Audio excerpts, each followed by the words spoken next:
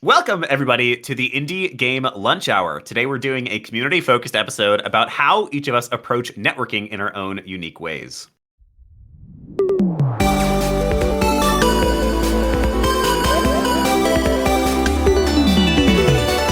The Indie Game Lunch Hour. In our live magical podcast, we give game developers the chance to speak with industry experts about their areas of expertise, as well as directly ask them questions in the second half of each episode. My name is Willem Delventhal. I am the headmaster here at the Indie Game Academy, and of course, the host of this podcast and the self-proclaimed Wizard of Joy.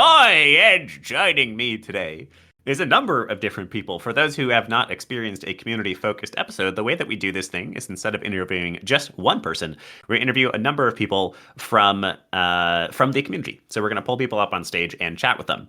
Today's episode topic is going to be about networking. We are in the second season of IGA seasons, and the second season is Network Nexus. Basically, how do we network in the game industry for a number of different reasons, to try to find mentors, to try to find jobs, to try to just find connections and information, etc., etc. So on stage with me right away, I'm going to start with Jess and Dylan, and then Rick, I'm going to pick your brain after that. On the stage with me right now are Jess and Dylan. Jess is our chief wizard of community at the school, and then Dylan is our resident technical design professor. And both of them have their own unique ways of approaching a new connection. So I would love to hear, either of you, whoever feels compelled to talk, how do you make your introduction when you meet somebody that you'd like to network with, connect with? So I guess starting, I'm looking back at we were actually just having a co-working session, and I was talking about how I feel like all of the opportunities that I've been given, I feel like they've been given to me because I just happen to know people, and I happen to have been in the right places, I happen to have the right skills. And so I feel like, at least for me, it's often been just going to different places, seeing different things, and like finding Ludum Dare and finding groups and just reaching out, like, say, hey, do we want to get something together in some random Discord? Or say going to a Eventbrite class, going in there and being attentive and being engaged and with the other students and with like the professors. That's basically how I got my job at IGA, really. And kind of just being enthusiastic. Mm-hmm. And yeah, just being interested. I suppose that's my first tip. I like that as a tip. Interested. It's a good place to start. Be interested. I think there's a lot of implications to that, even as its own tip. The first, I think, is just be interested in who that other person is. Give them your actual ears and listen to them as best you can. Listen deeply and try to understand who they are. I'm curious, Dylan, when you do run into somebody that you want to chat with, what is that conversation actually like? Because that is what a lot of people who are socially awkward or feeling socially awkward struggle with. Like, what do I literally say? So what are some of your literal openers? My literal openers. I guess for me, it's often been whenever I want to get in touch with someone, it's with programming things or game development stuff. Like, hey, I want to get to know this other programmer and I want to share our code or something fun like that. And so I might reach out to them and say, hey, I saw that you have this system in your game. I was wondering how you implemented it. Mm-hmm. And this is one way that I implemented something similar, but it hasn't been like as good for me. Something like that. Also, like just creating a like a programming meetup, maybe even impromptu, and meeting these people. And I guess just coming up with the different icebreakers on the projects. Things like what kind of systems, what kind of tools have you been using? Oh, have you been working on narrative games? Have you been using Ink? I've been using Ink a lot, and I find it really interesting. And so as a programmer, I think I have a bit of degree of freedom in that I can leverage the tools that we use and the programs that we use in that conversation. It's quite often for me to talk just about languages, like, oh yeah, C#. I wish Unity used Java, actually, because C# has properties, and I hate properties. Hot take. I don't like them. So I think I usually leverage those. Mm-hmm. Awesome. Yeah, I think okay, this is gonna be a weird take, but I'm gonna bring it back. Shoot. Not a weird take. This is gonna be a weird tangent, but I'm gonna bring it back. Have any of you ever read Animorphs? The Animorphs series of books? The book covers creeped me out. Dylan, Rick, or Jess? The comments are going wild. I was more of a Goosebumps person. Oh, okay. Yeah. Why not both? That's what I say. I don't really think I remember reading some of them, but Yeah. They didn't leave an impression, it sounds like. no, I couldn't tell you any of the stories. But yeah, the covers were just always very jarring. And they have the little flip books in the corner. You can like flip between the human and the animal form. So cool. Anyway, the only reason I bring it up is because that was one of those book series that when I was younger, really just learning to read and getting past the first reading barriers, it was one of the series that I picked up and read like avidly. And I finished a bunch of those books and continued to read them for a number of years. And there was one moment, I don't remember which one it was from, and it's not really that important, where an alien character is trying to pass as a human. He is anamorphed into a human. And he winds up talking about conversation and trying to figure out how to make conversation work with these strange humans that he's sitting with at a table. And he describes conversation as just asking questions back and forth. And that is the only way that he described conversation. And I remember as like a, I don't know, 5th or 6th grader or something like that, I was kind of weirded out by that. I was like, that's not how simple it is. But it kind of is. And I think, Dylan, what you're getting at is something akin to that. It's a simplification. Get interested in what they're doing and then just ask them about it. And it's that simple. I've mentioned before, I think in our networking events, that I've had a new rule for myself where I'm trying to make more friends at the gym, because the gym is always, I just ignore people at the gym.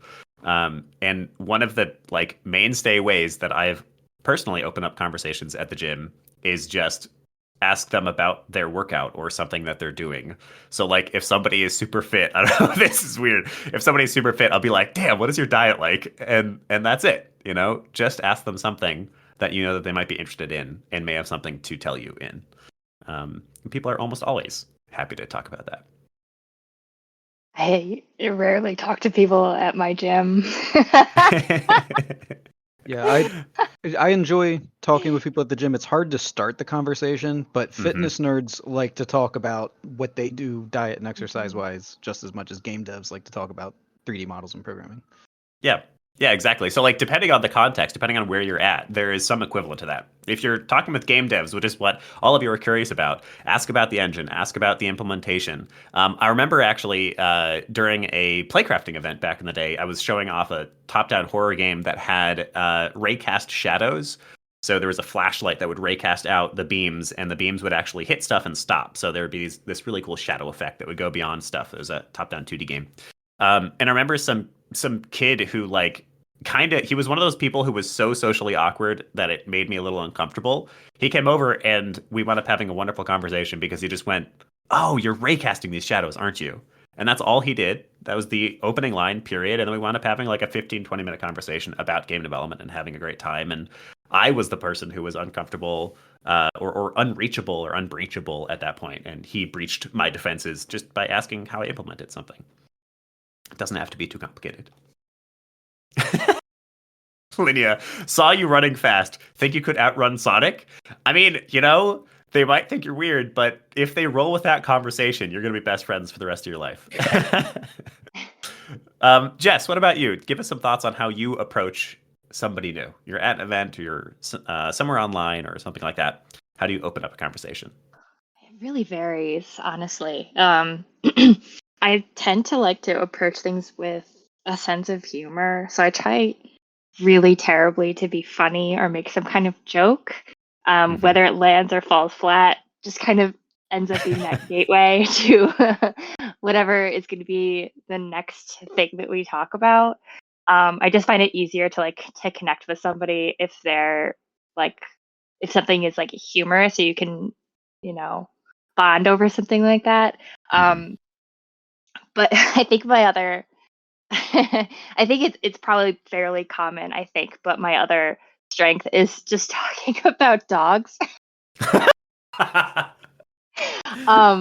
It's definitely one of my special interests, and I know a whole heck of a lot about dogs. And people love to share their pets and their pictures of their pets, and I think it really like opens up like a gateway, even if it's not really the point of the conversation or the reason that you're trying to network with somebody, but like people love to share pictures of their animals and it just gets them excited. And I think it's Hmm. just an easy opener. If you like dogs, if you don't like dogs, you don't want to have to talk about dogs. I get that. But I think it's such a common interest that a lot of people have some connection to.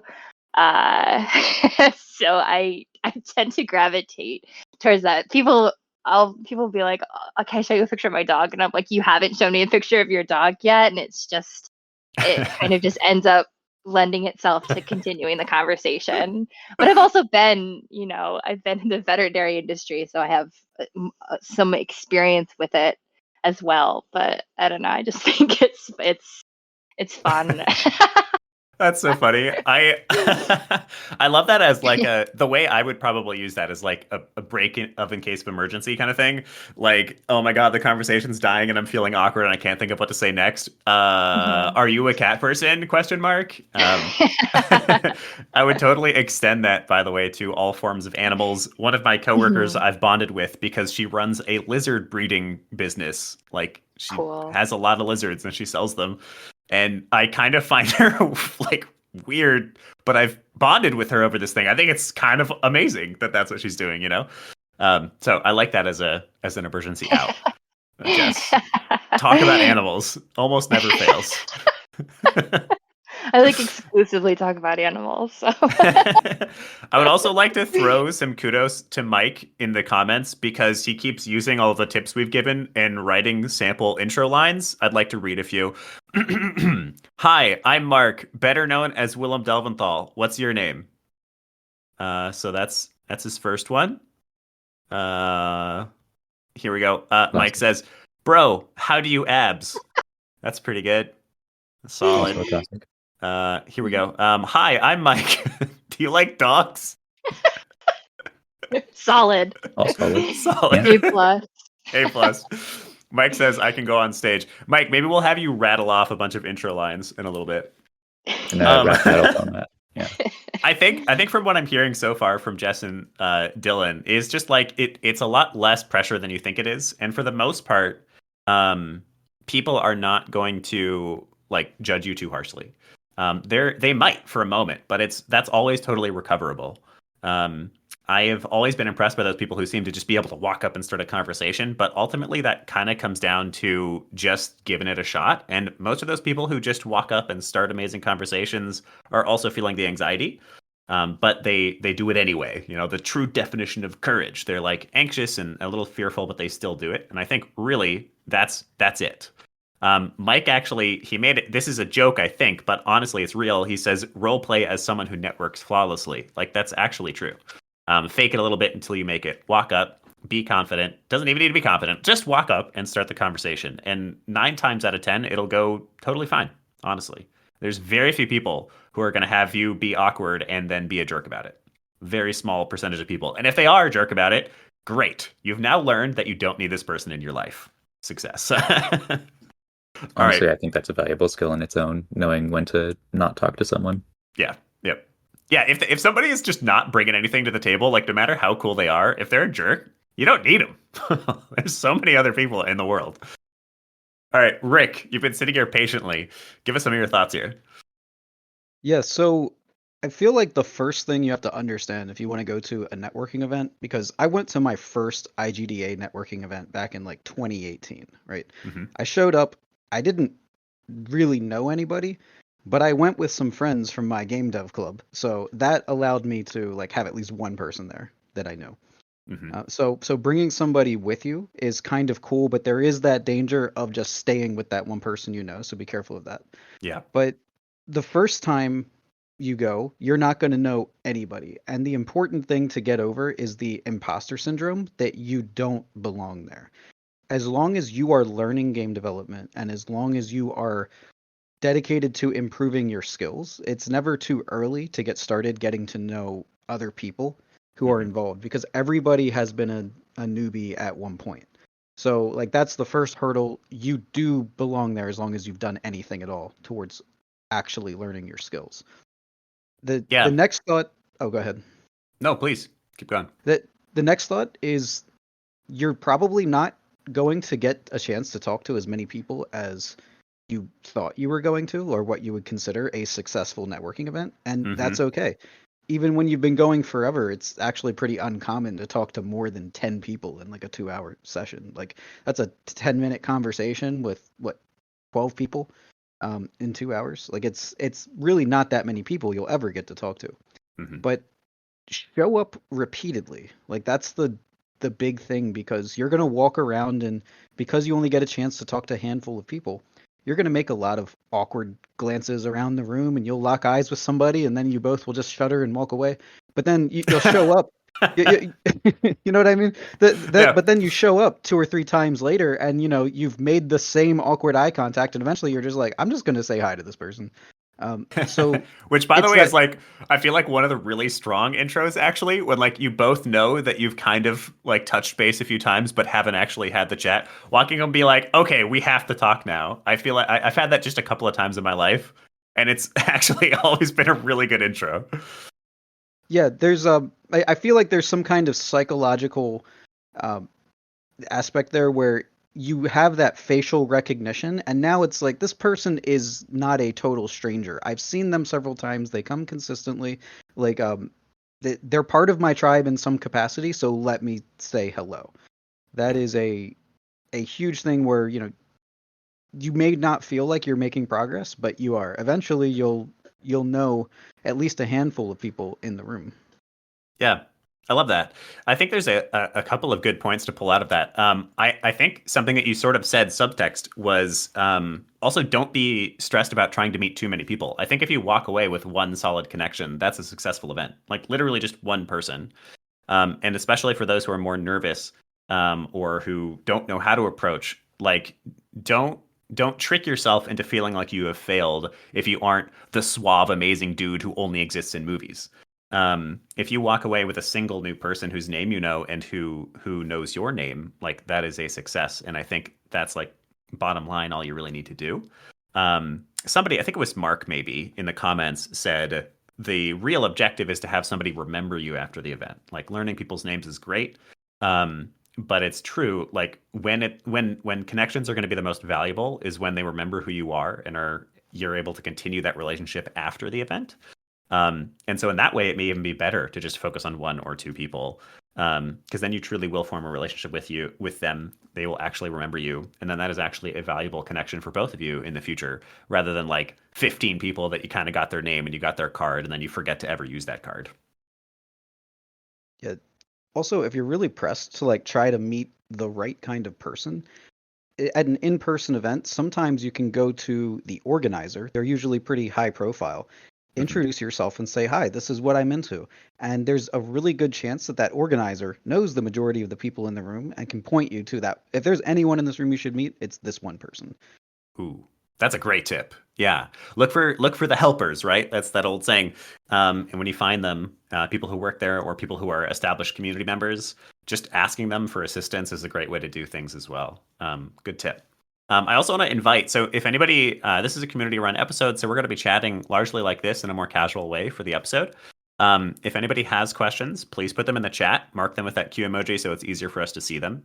And then also, if anybody is feeling like they want to come up and give us some thoughts on something, please feel free to raise your hand and we can call people up as we go. I wanted to call out Pizza Face. Hi, Pizza Face. Always lovely to have you. Pizza Face says, it's hard when people project onto you and there's miscommunication. And I want to call that out. And they say, even if they're a good person. And I want to call that out because Pizza Face, I guarantee 95% of that happens in your own head. Most people, like think of how somebody approaches you and how you respond and feel about that person when they approach you. There's going to be a little bit of inhibitions. Yes. You're going to be like, who is this stranger? Do I have to attack now? There's definitely a little bit of that. But for the most part, we tend to give benefit of the doubt to strangers. We tend to say, well, they're probably just having a rough day. Or we tend to say, Well, they seem okay. They're not as awkward as I thought they were. We tend to actually be pretty generous towards strangers. But then when we assume what they're thinking about us, we tend to do the opposite. We tend to think that they're thinking really harshly of us. And that is really just not true. It is uncommon for the most part. The majority of people are going to think of you, perhaps not positively, but at least neutrally when they first run into you. And that thing that happens in the back of your head, because it totally happens to me too, and it happens to many of us, where we assume that they're thinking terrible stuff about us, is in our head. It's usually not in their head. So it's hard to break that. Dylan, Jess, or Rick, if you have any thoughts on how to break that from happening, I'd love to hear it. But just know that most people are not thinking rude things about you when they first meet you. Most people show up to the networking events with the intention of having positive interactions. Mm-hmm. So they're not showing up with the specific intention of judging the people that they're talking to. Like if there's somebody with less experience, their goal is to help. If there's somebody who they can collaborate with, they want to connect. If there's somebody with more experience, they're like, oh, cool, this guy is either an inspiration or a mentor. So yeah, one of those three situations.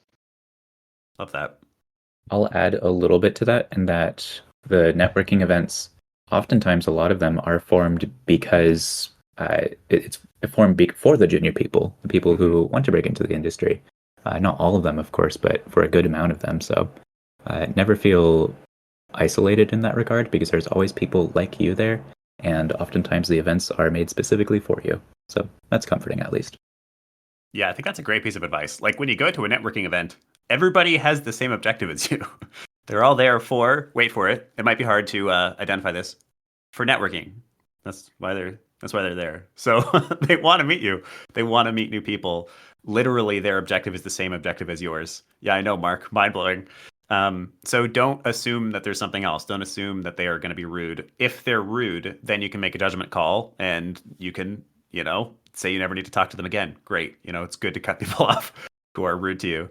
But at the same time, don't assume that that's going to happen. I think that's the real danger, because most of the time it doesn't.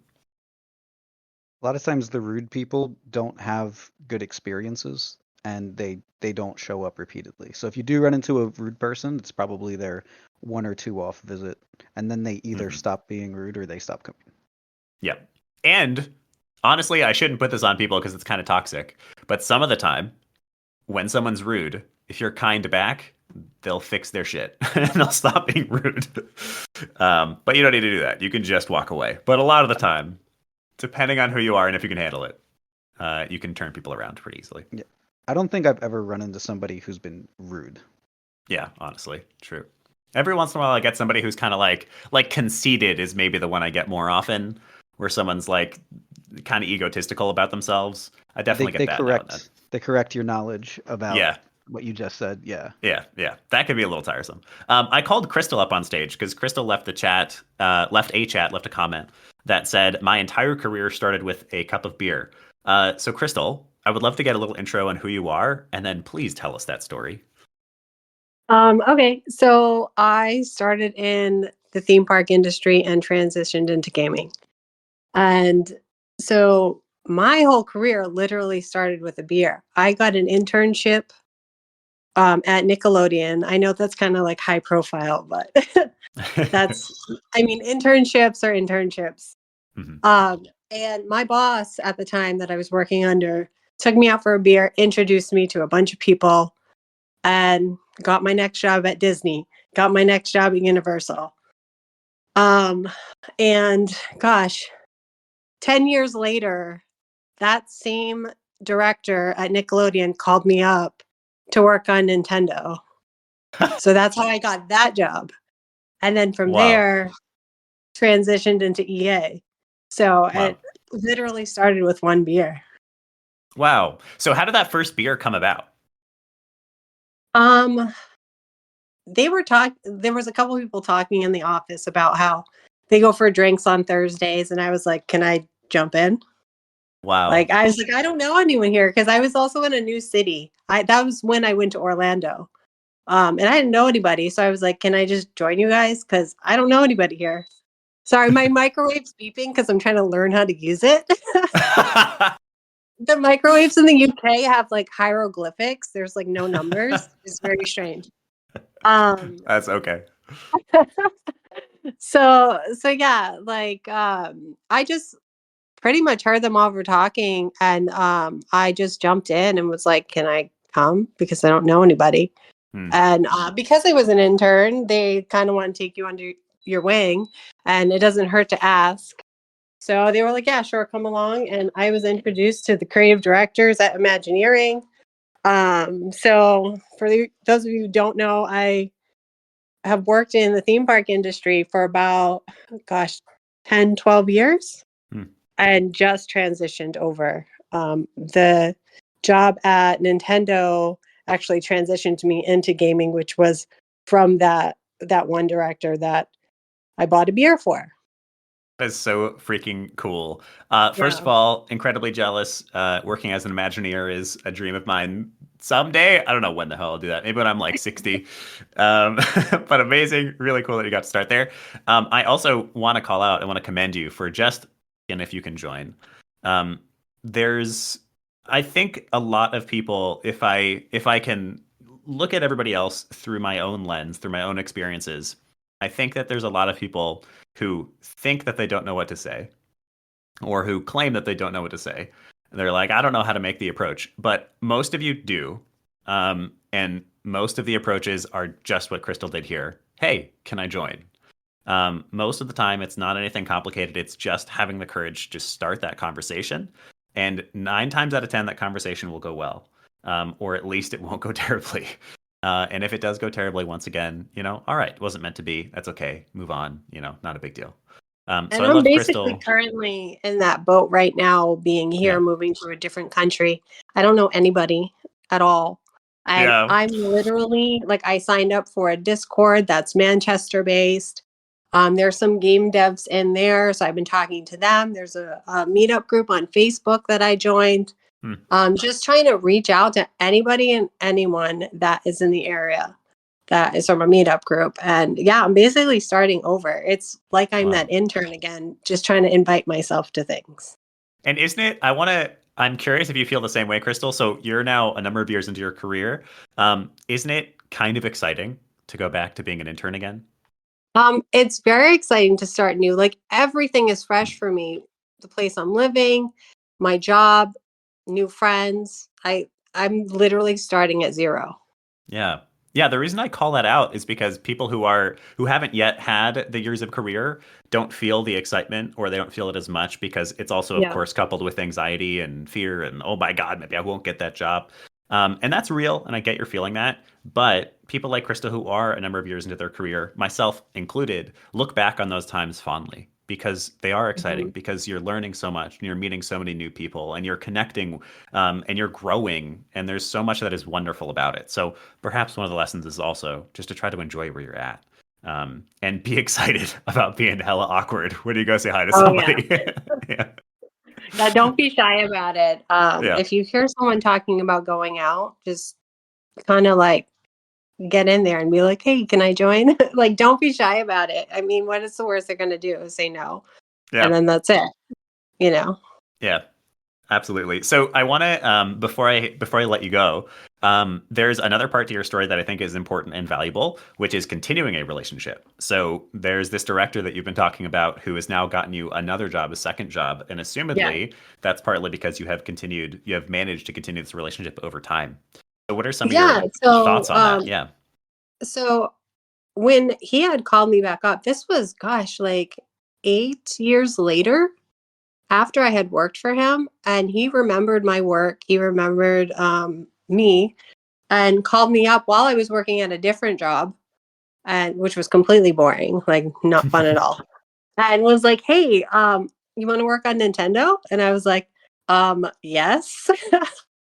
Like, who can really say no to that?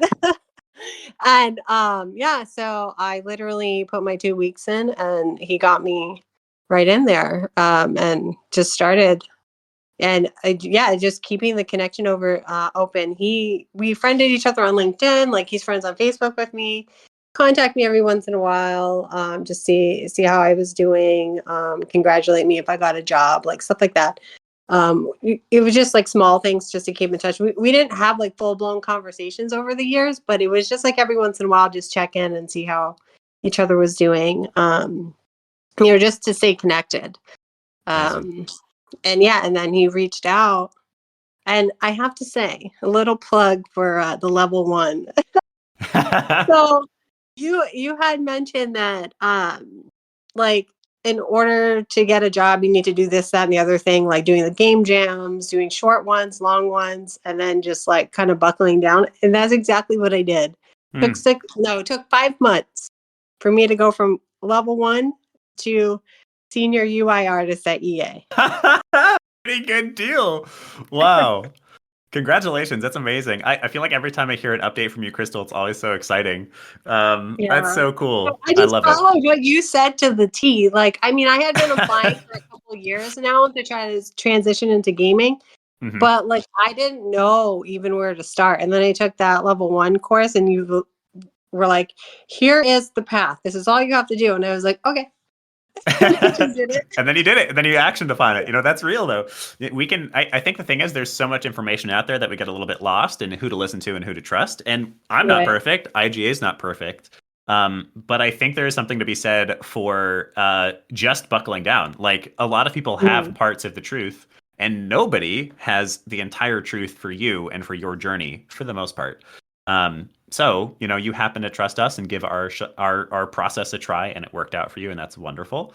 But I would argue that the most important part of this is simply that you chose a path, you chose a tactic, and then you went, all right, I'm going all out for 5 months. I'm going to make this happen.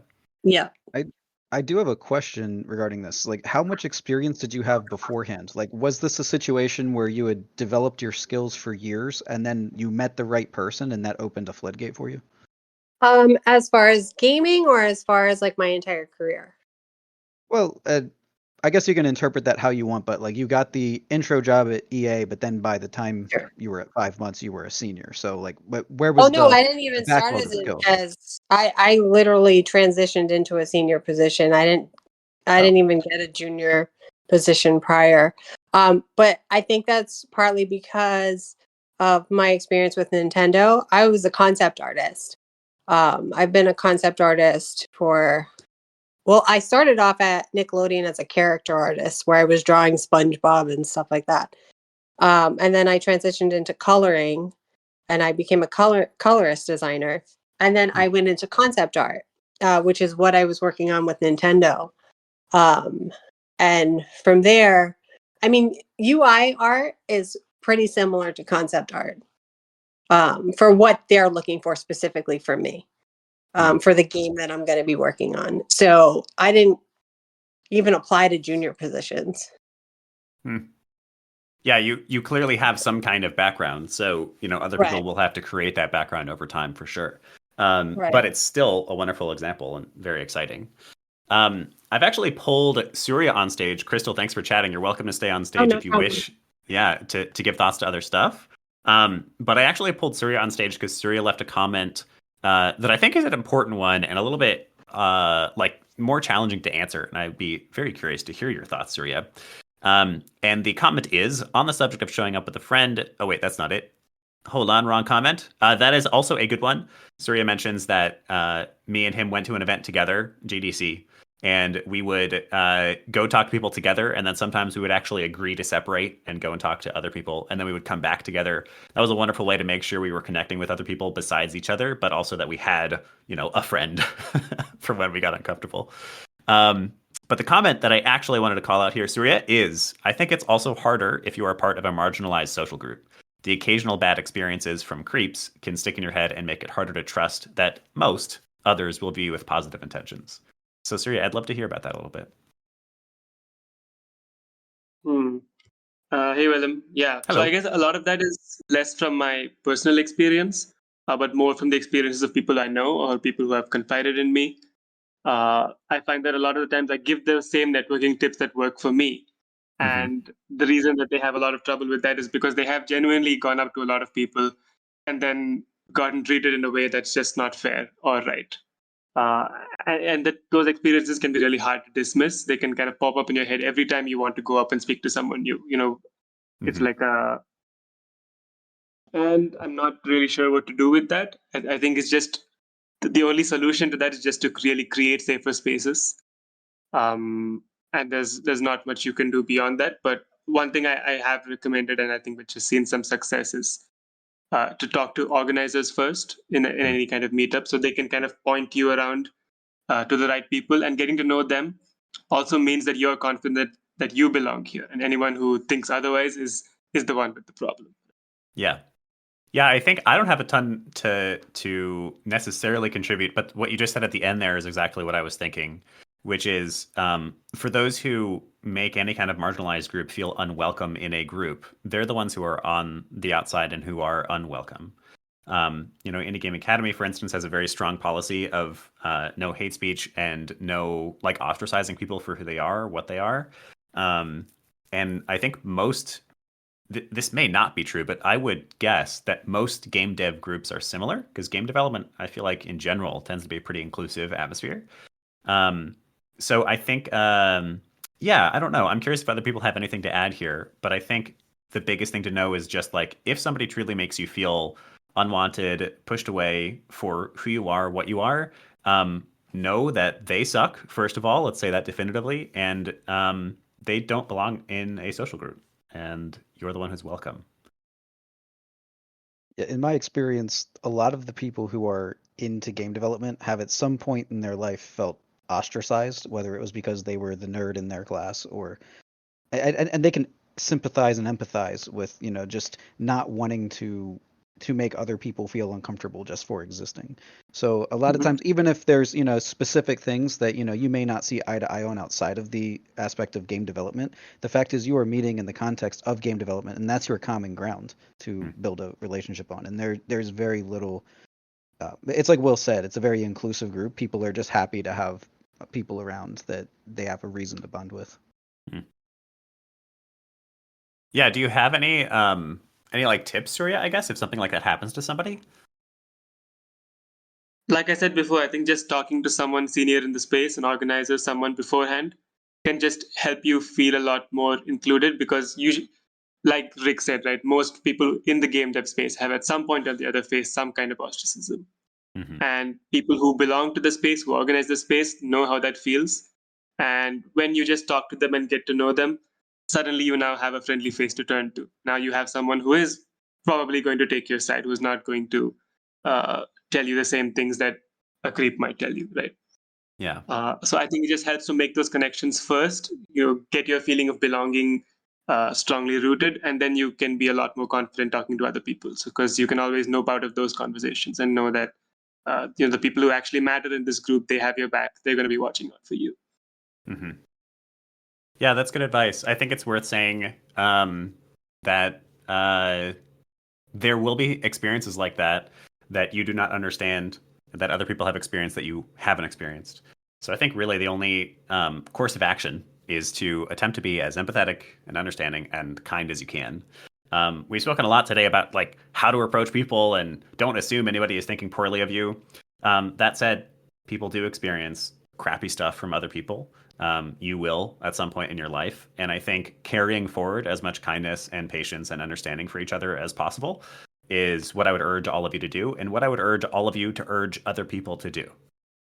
We as the game industry have a lot of sway on the entire planet. This is one of the biggest art forms that there is. And our players and other developers that we experience and connect with are affected by us and our beliefs. So if you bring crappy beliefs to other people, you're helping to spread crappiness. And I don't think most of us want that. So do your best to bring goodness to other people and kindness and patience, and do your best to incorporate that into your art form as well. And you'll help make this whole world a little bit more gentle. And hopefully Surya will have fewer crappier experiences. All right. I brought Amy on stage because similarly, Amy has something to ask here that I think is a good solid topic for us to chat about before we end. Amy, would you like to chat? Sure. And I suppose this goes for other things as well along a similar path, if that makes sense, in the same kind of, I don't know, genre. I can't think of the correct word for it. You're good?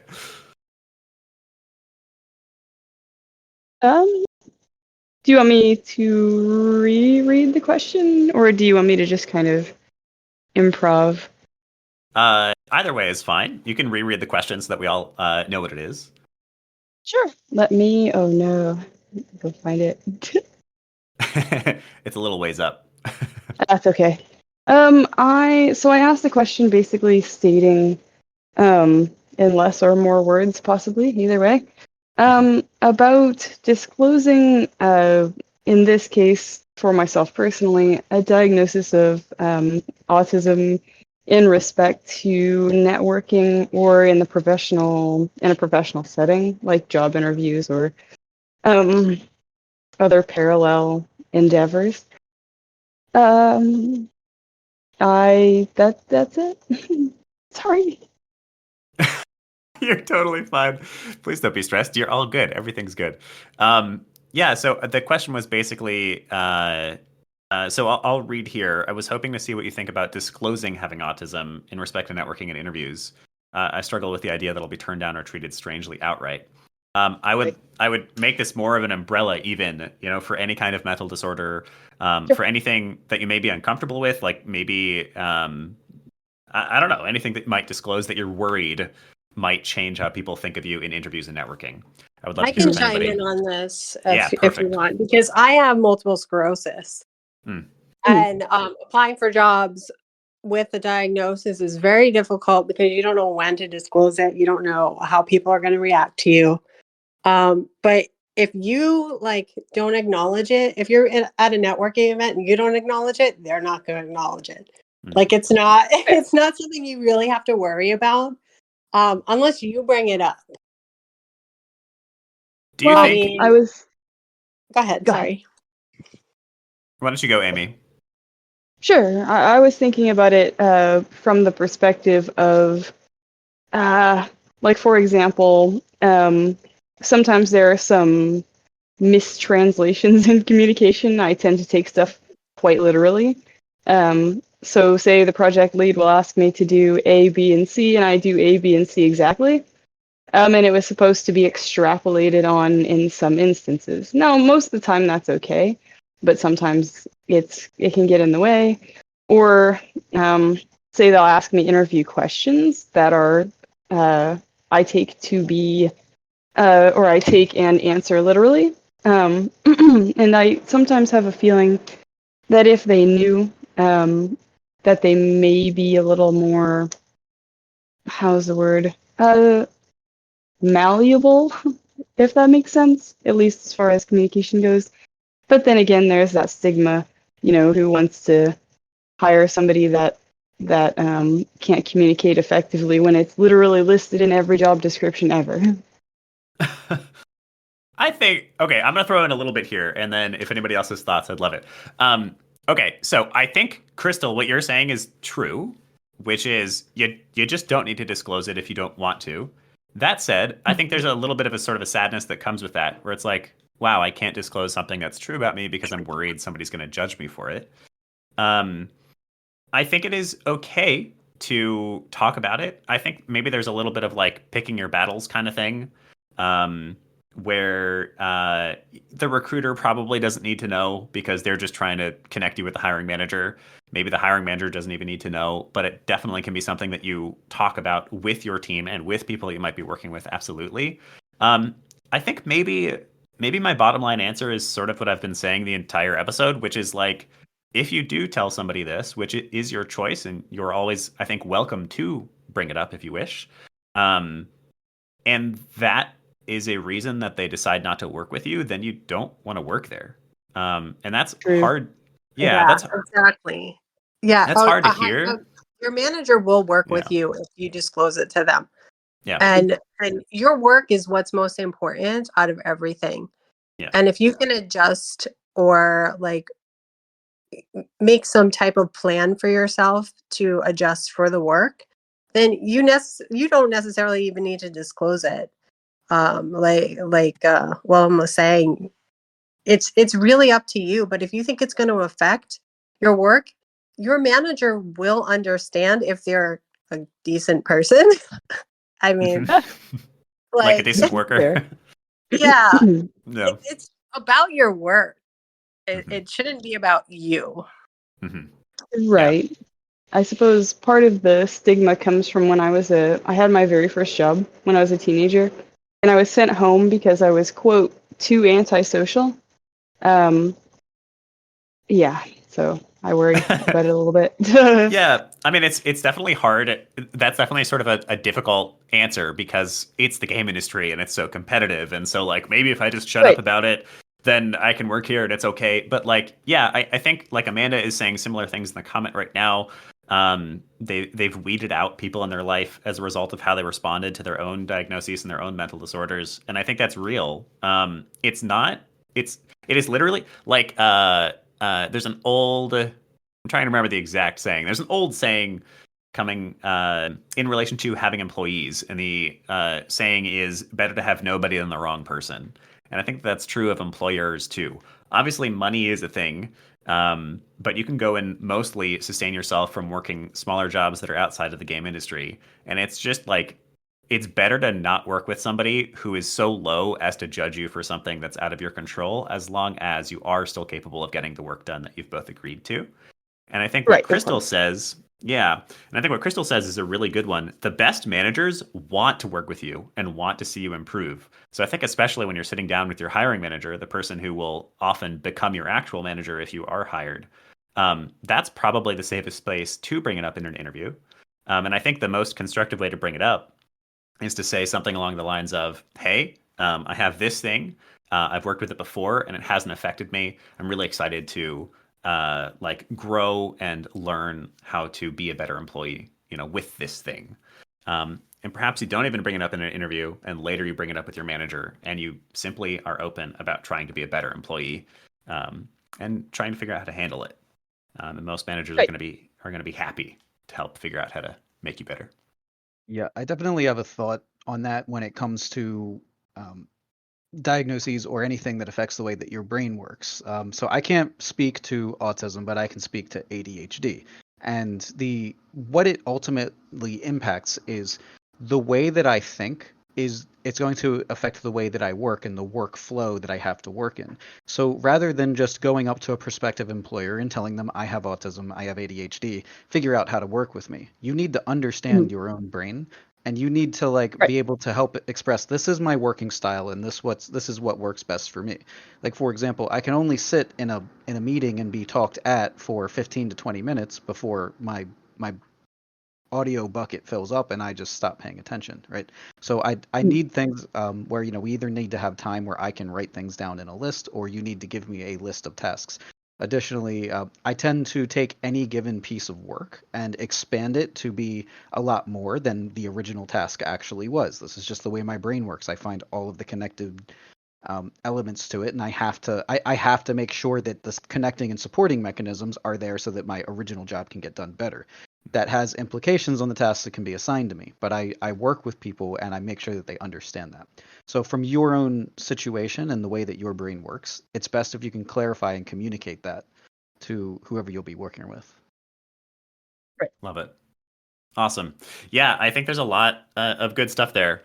It is a learn to work with yourself. I think is the bottom line. I now have worked professionally with Rick, and I'll tell you what, he makes a hell of a lot of resources, and it's amazing. For him, I can't imagine how he's getting all of the stuff that he gets done. But it's pretty cool. If anyone has learned from Rick as well in our level 2 programs, you have experienced the same thing. You have just a plethora of side resources to help you out. Also, Sundog mentions autism and other neurodivergence to be protected under the ADA. That is true. So if somebody literally persecutes you for that, if that's the reason, they can face legal repercussions. You can look for legal repercussions. And then you posted, Amy, a little Dr. Seuss quote that I'd love to finish with here, which is, "Be who you are and say what you feel, because those who mind don't matter, and those who matter don't mind." Love that. There's that old saying, like, men of quality do not fear equality. Same thing for every other aspect of the universe. Trying to hold down other people is one of the biggest red flags that exists. And if somebody is holding you down for any reason, they're not worth your time. Let them go. Move on. All right. It is past ending time. This has been a lovely community episode. I love these conversations that we've been having. I am going to assign my own piece of homework to the room here, and that is to start an awkward conversation with a line that you wouldn't think would work with 3 people in real life. In the next week, I would like you to start 3 conversations in real life with real people with a line that you don't think would work. Something weird. I want you to walk up and ask about slugs. I don't know. Whatever.